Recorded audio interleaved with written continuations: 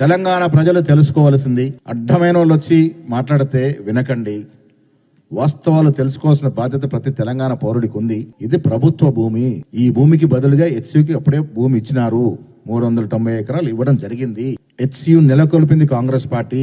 హెచ్సియుకు భూములు ఇచ్చే విధంగా చేసింది ఇందిరాగాంధీ. ప్రైవేట్ పరం కాబోతున్నటువంటి భూముల్ని కాపాడింది రాజశేఖర రెడ్డి. వెనక్కి తీసుకొచ్చింది రేవంత్ రెడ్డి. ఇది మీ నిర్వాకం కాదు. ప్రైవేటు చేతుల్లోకి పోవాల్సిన భూమిని ప్రభుత్వ పరంగా తీసుకొచ్చి ఐఐసి సంస్థకు అప్పచెప్పి ఇలా కంపెనీలు రావడానికి, కార్పొరేట్ కంపెనీలు రావడానికి, తద్వారా ఉద్యోగాలు రావడానికి ఒక సౌత్రమైన కార్యక్రమం తీసుకుంటే మీకు కడుపు నొప్పి ఏంటి? రైతులకు రుణమాఫీ ఈ డబ్బుల ద్వారా చేశాము. మీకు బాధ ఏంటి?